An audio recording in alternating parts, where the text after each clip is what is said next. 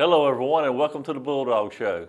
I'm Darrell Allen, along with Thomasville High School head football coach Jonathan DeLay, and Coach Dawes coming off a 56-6 win last Friday night over the Columbus Blue Devils out at the stadium. 3-0 in the region, 5-3 on the year, won 4 in a row. Got off to a fast start, and that was good and never slowed down. Yeah, we scored on our first 7 possessions of the game, and that's the thing. It was about starting fast and then finish faster. Our thing the whole week was do right and dictate, and the kids did right during the week at practice, and then we went out there and were able to execute what we needed to do to win the football game. And Coach, we look at stats. You and I were talking about this earlier. Didn't roll up the big yardage because with the score, but that was because of field position. Yeah, I mean we kept them backed up all night, and we had great field position thanks to our defense and special teams, and we were able to capitalize on that when we had that great field position. All right, Cam 8 of 9 for 129 yards and 2 touchdowns. Had his first touchdown rushing. Yeah, that's a pretty good night for Cam, and yes, he did have his first touchdown rushing. And to be honest with you, nobody knew he had pulled it. I didn't either. I couldn't find the ball. Yeah, the defender even tackles Leland. I'm on the sideline and said, "What happened?" And there goes Cam running in the end zone. So good play by him there. All right, because we've talked a little bit all year long about getting our running game going Friday night. 8 different people ran with the football, 235 yards and 5 touchdowns. Pretty good night running the ball. Yeah, that's a good night rushing the ball, and they came out in a little something different than what we had seen all year. Our kids did a good job of adjusting and just going and making plays. Jay Randall with 2 touchdowns. Cole had a touchdown reception. DJ had a touchdown reception, and just kind of spread the ball around a little bit. Yeah, and that was it. Get the ball to the guys that need to have the football, spread it around, and go make the other team pay. All right, Coach. Over on defense, Jordan with a pick 6. Bradshaw with 2 sacks. 26 different people had tackles. Yeah, putting the stats in Sunday night, it took a little bit longer than it normally does. You talk about Keyshawn. I mean, he's in the right place, right time. Jeremiah Humber gets a great pressure to give him that opportunity to have the pick 6, and then Bradshaw, with the 2 sacks. And just the whole defense, the way they played with that pack mentality. If we're going to get to the football, we're going to get in the backfield, and we're going to make sure we get this guy on the ground. And that was what we focused on last week, was getting to the quarterback and tackling. Because when you go into a game like that with Columbus, and obviously they've struggled a little bit this year, and their record was not what they wanted to be.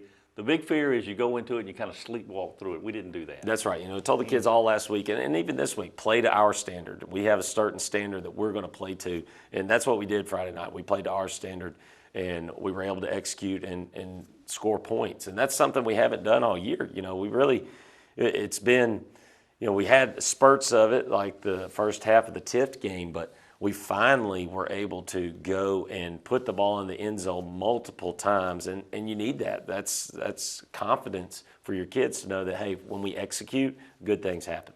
And a good chance to empty the sideline. Some of those guys got their first time playing under the lights. Oh, yeah. Great, So we went into halftime, and I pulled Cam, but Messiah needed some snaps at quarterback, and we kind of went to our second offensive line. We didn't skip a beat. We go down on that drive, coming out of halftime, score a touchdown. Messiah pulls it and takes off. He's pretty electric with the ball in his hand. So that was fun to see. And then our young defense that came in, we're 2 fourth down stops away from that being a shutout. So just seeing those other guys that don't normally play on Friday night go and get their opportunity and go play and go make plays, that was fun to look at. All right, Coach, well, let's jump into the highlights. And again, another great weather night. Oh, man, you couldn't ask for better weather. I mean, it's so nice out there at the stadium. Opening kickoff goes over their head. We got another touchback right there. Belvin, such a great job kicking the football. This is their first drive of the game. And again, you can see we're in the backfield. We got a bunch of hats surrounding the football. Right here, if he catches that ball, Del Triaz and DJ right there to make the play. We got close a few times on the blocking punts. We did a much better job blocking on punt return and not blocking. All right, so sometimes there's times when you just don't need to block. We don't need to take that 10-yard penalty. First play of the game right here, Cam did a great job getting the ball to Cole right there. Then we come right back. He finds a little hole for DJ. Then as we move down, we saw, again, it was a different look than what we had seen all week. We took what they gave us, and Cam hits DJ for a touchdown right there. Great spot. DJ's got speed to go get it if it's a little bit out in front. Belvin, he went 4 for 4 on extra points. Colby Hall went 2 for 2. Callaway Conklin went 2 for 2. I believe that was the first sack of the night right there. It's a perfect night, extra point. Yeah, That's a good deal. I mean, it's a great night. Anytime you can make those. Here we come again. Come to Cole. They're giving us a little soft coverage, a little RPO.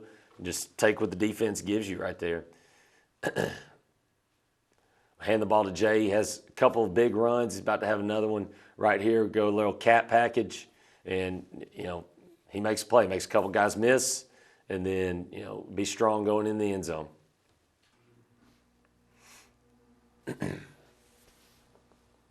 They had a penalty right there, so we kicked off from 15 yards up, get a touchback. You can onside kick it right there. Really, I just want to keep them pinned deep, all right, because our defense playing so well that, there's the risk reward of the other. We don't want to give them good field position, especially when you can do stuff like that. There we are again in the backfield. They got a screen set. Look at Bradshaw right there. He's getting held, and he still makes the play. We have trouble throwing screens on Bradshaw in practice, and that's why. E.J. Bean with a good carry right there, and then here's Jay Randall. E.J. throws a great block. Cole gets a little bit of peace out here, and then Jay makes a good move right there, scores a touchdown.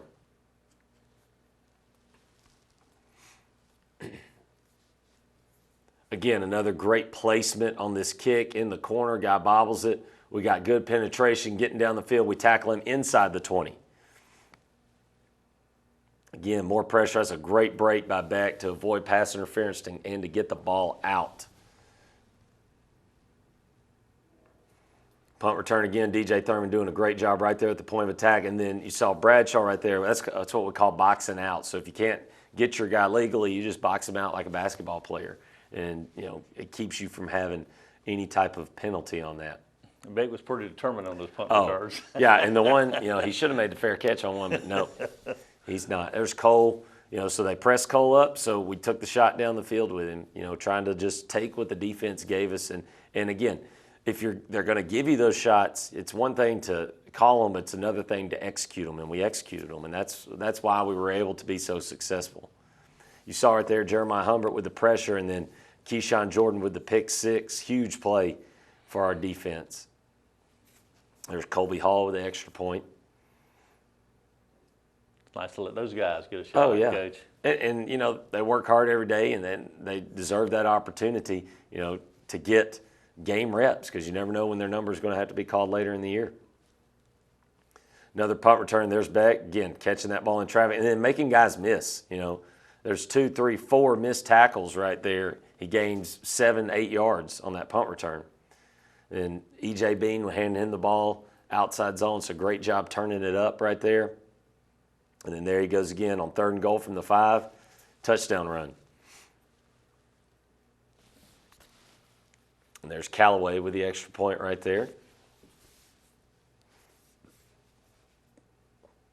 Again, there we are in the backfield, hats to the football. Not just one guy, it's multiple guys. Leland Chapman with a carry on the outside zone right here. And again, I can't say enough about our offensive line. I mean, if you look at it, there's running lanes all over the place all night because of how they communicate with each other and then how they go and execute.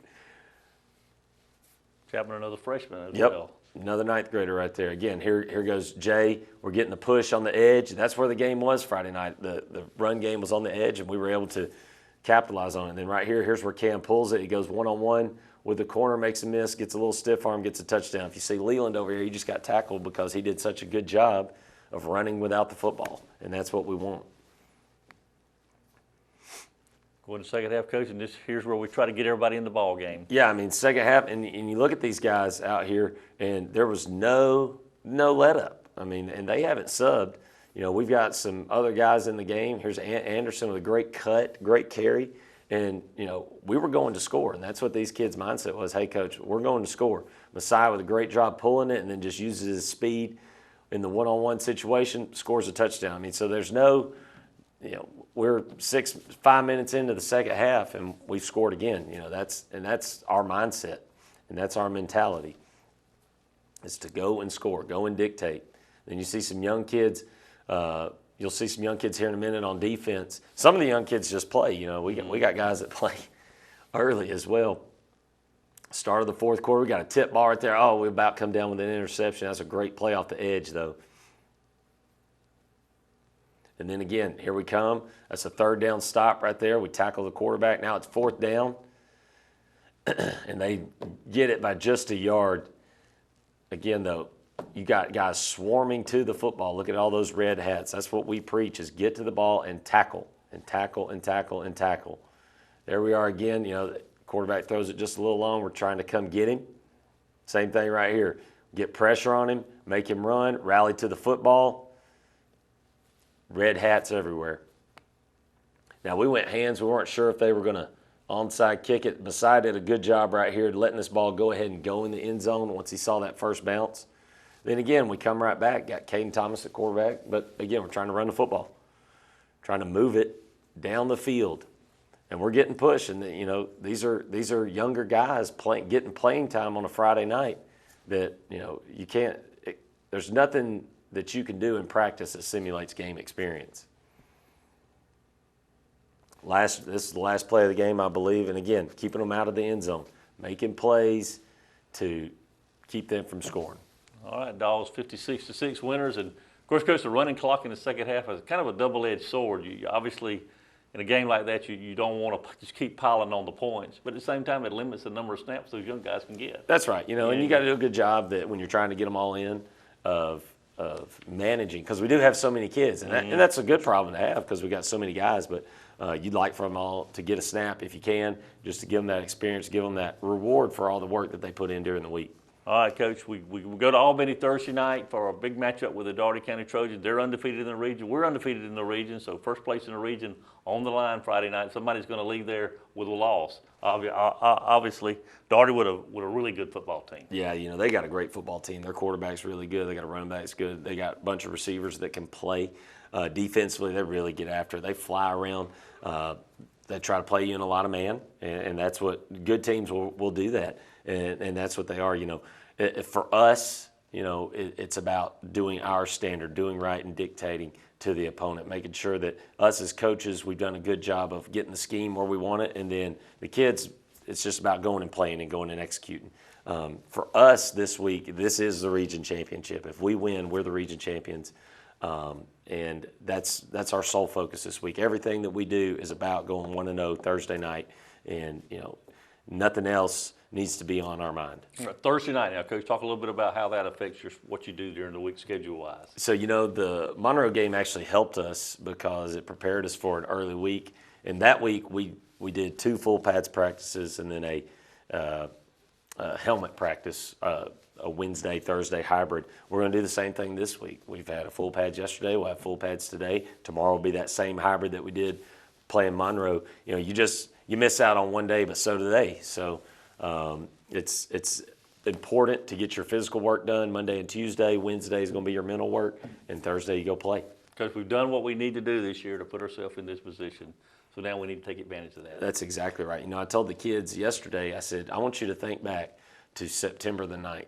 That was the night we played Bainbridge. We were 1-3 September the 9th. And I told them, I said, listen, you have put yourself in this situation.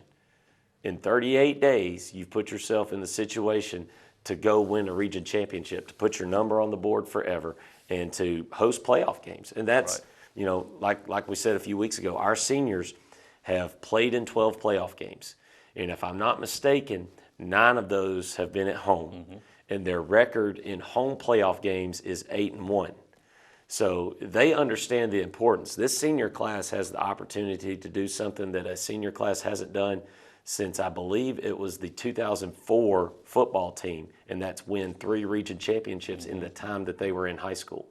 So not even the group we had last year or Ronnie's group or Charlie's group, they didn't win 3. Some of them won 2, but they didn't win 3. This senior class has a chance to leave an amazing legacy on their time in this program. Coach, big ball game up in Albany, 7 o'clock kickoff Thursday night. We need to take the 12th man with us. Yeah, listen, we need as many Bulldogs in those stands as we can get because it's a championship game. Mm-hmm. That's what it is. So please, please, please show up in Albany Thursday night, 7 o'clock, barking behind these boys. All right, 7 o'clock kickoff up at Hugh Mills Stadium in Albany on Thursday night, and Coach and I'll be back with the highlights of that game next week.